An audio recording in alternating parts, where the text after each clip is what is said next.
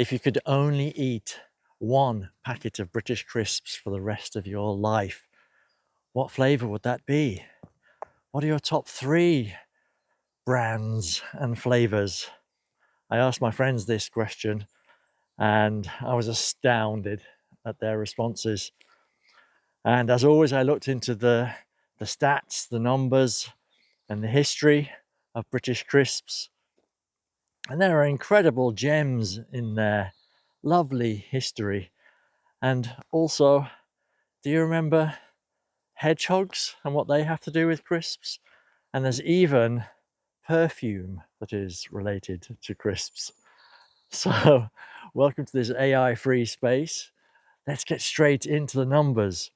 In the FMCG, fast-moving consumer goods market, the annual value of the British crisps market is £2 billion. It's what Britain is built on, isn't it?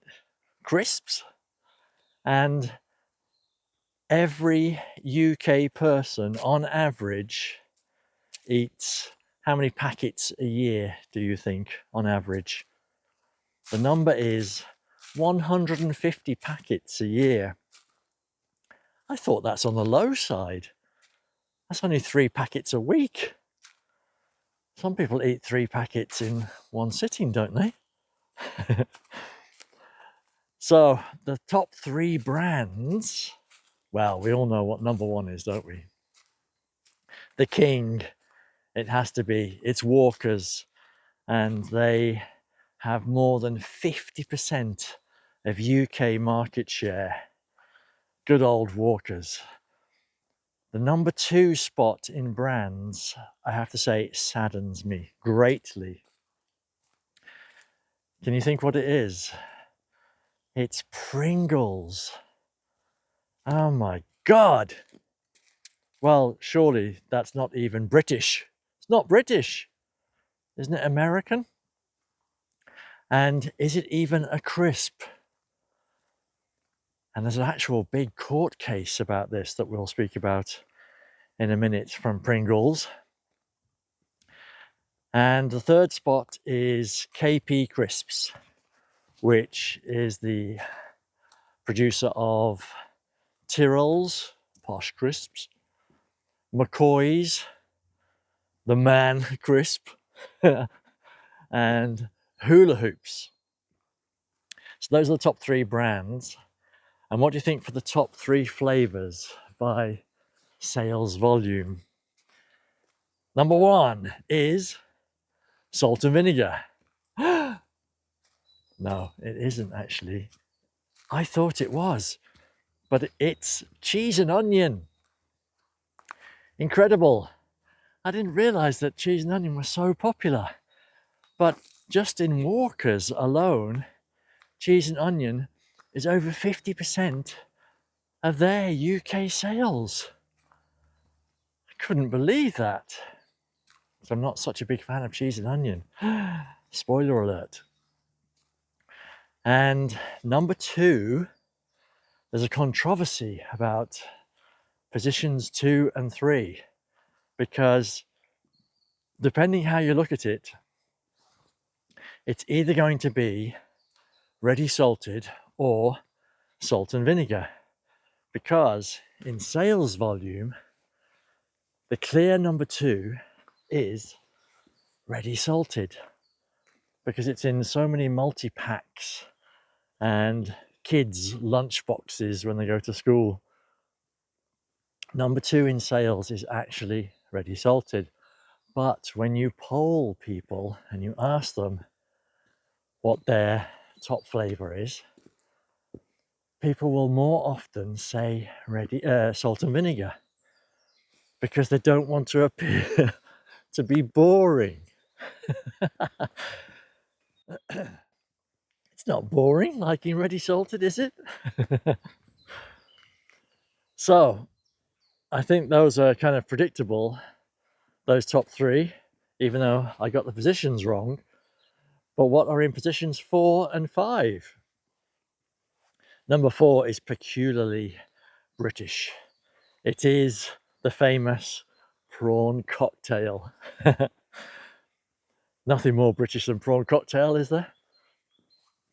And then number 5 is smoky bacon. And actually, the popularity of smoky bacon and roast chicken has seen a massive upsurge in sales since 2024 because of the rise of veganism, and vegans are cheating by consuming lots of smoky bacon and roast chicken flavour crisps. So they like the flavour, but they're not eating the real thing.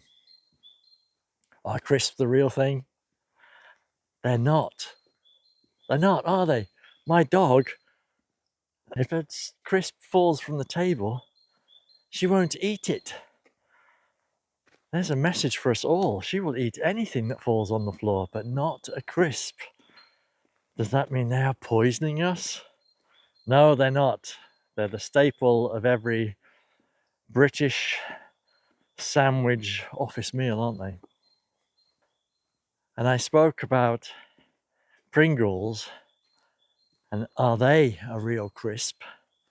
Well, Pringles actually went to court in the UK in 2009 to argue that they were not a crisp, that Pringles are a savoury snack because of the uniform shape and, very noteworthy, the lack of potato content. They said that they are not a crisp. Why were they arguing this? Because they wanted to avoid the 17.5% VAT tax. So it would have saved them millions and millions of pounds. And in that first court case, they actually won. But in the appeals, they lost.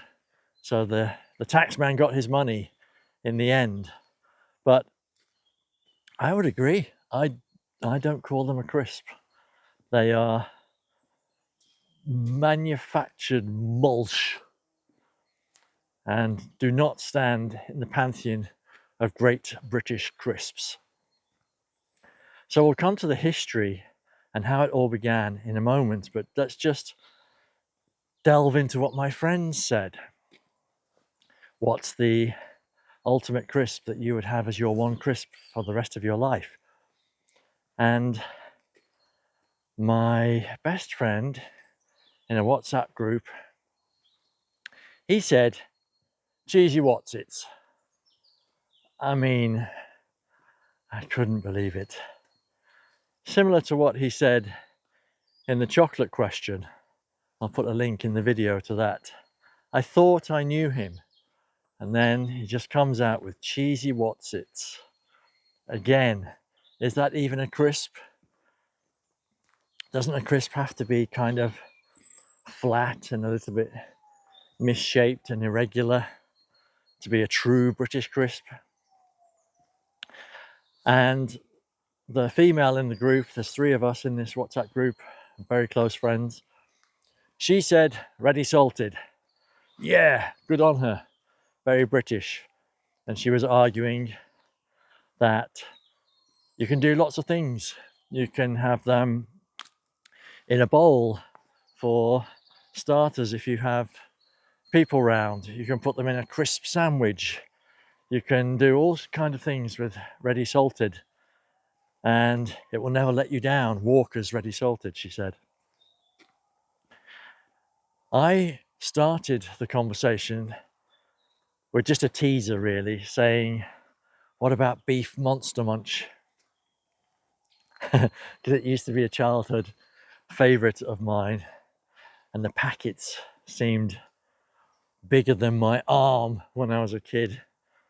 But now, of course, they are subject to shrinkflation, and a packet of Monster Munch now seems to be about half the size as when I was a kid. And the big guy in the group, my friend, he said, no, pickled onion. Pickled onion Monster Munch. How can you, like me, how can you love one flavour, beef Monster Munch, so much and hate another flavour to the same intensity, pickled onion? Again, this is coming back to the I'm not a cheese and onion fan, just not into these tangy crisps maybe. But then I spoke about nice and spicy, the heavily artificial flavoured crisps.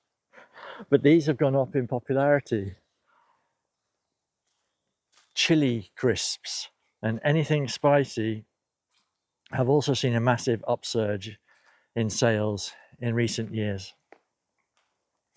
But yeah, nice and spicy or beef Monster Munch, it's not really something that I would go for the rest of my life. My choice would be salt and vinegar. It has to be. It can be kettle chips. It could be Walkers. But it's got to be salt and vinegar for the rest of your life, hasn't it? Can you really go for ready salted? Wouldn't you get bored after the first month? Or the first year? Do you know someone that only ever eats ready salted? Let me know down below. Committed to the British tradition, because that's all there was at the beginning of the British crisp story, was the ready salted. In 1948, Henry Walker's Butchers in Leicester, he was famous for making pork pies and sausages. He'd been doing it since the late, since about 1880.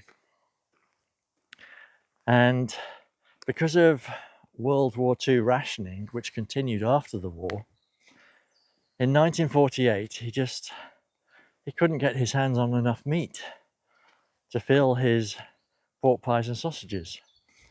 So he pivoted, as we would call it these days in business, and changed what he was offering his customers. And in a small oil fryer, he started hand frying potatoes, and they were an immediate hit. But you had salt to put on them. And this was how crisps started in the UK, is that you had a packet of fried potatoes, crisps. They weren't called chips because we already had chips from a fish and chip shop. That's why they were called crisps. And you would add the salt. You can still buy a packet like this, can't you, in the UK, where you add your own salt for that real, true nostalgic feel.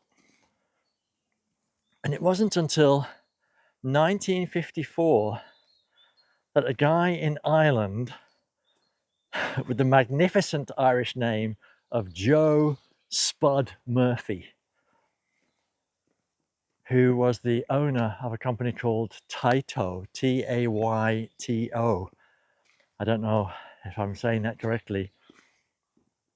He came up with cheese and onion, and he pioneered how to attach these flavours to the crisp. And then in the same year, Walkers came out with cheese and onion, a massive gamble. And that's why they are so popular today in the UK, because of this heritage. We've always had cheese and onion. I would have thought that this would have been a later flavour, but no, it was the first British crisp flavour. Incredible. And now, Walkers, the king of British crisps, cheese and onion makes up over 50% of their sales, their incredible sales.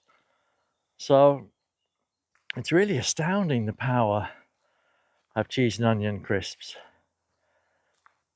And I promised to speak about hedgehogs. So in 1981, there was a Welsh publican, a landlord called Philip Lewis, who started his own crisp company, and it was Hedgehog Crisps.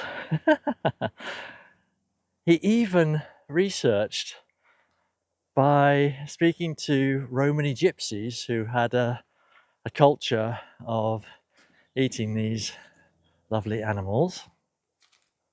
He went to Wolverhampton University to get them to synthesize the same earthy taste and gamey taste that he'd learnt about from the Romany gypsies. But in 1982, he was challenged by trading standards, who had nothing better to do, obviously, and they forced him to change to not hedgehog flavoured, but to change it to a lesser diluted form, because I think there had been some complaints that it's not actually containing hedgehogs. Absolutely ridiculous. Is this what makes British culture what it is today? A complaint and then an investigation by a government body? So, hedgehog crisps actually had a boom in the 80s, and Philip Lewis sold the company to a bigger, much bigger crisp company called Benton's Crisps. And with his money, he became one of, if not the biggest contributor to the hedgehog charity Tiddlywinkles. Isn't that great? That he was saving hedgehogs by eating hedgehogs. And going back to cheese and onion, I looked at the famous Walker ads with Gary Lineker that started in 1994. And the first ads were for cheese and onion. It's amazing. And Gary Lineker looks so young in those adverts. Wow. But he's actually great at acting, just the way he's holding each crisp and putting it into his mouth. An absolute master of crisp advertising. And that is, as we all know, one of the longest running celebrity endorsed advertising campaigns in UK history. And I spoke about perfume. The Leicester factory, where Walkers is still based, there is such a smell that comes from this factory that people call it the Leicester perfume. But it's the heart of British culture, isn't it? British crisps. What would a BLT sandwich be without having some crisps on the side? So yes, if you're having a sandwich, what's your choice of crisp flavour that comes with it? And is it different than if you had to eat one packet of crisps for the rest of your entire life?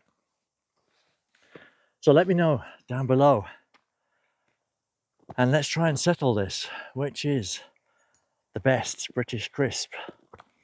Are you with me, Salt and Vinegar? It has to be, come on, or change my mind.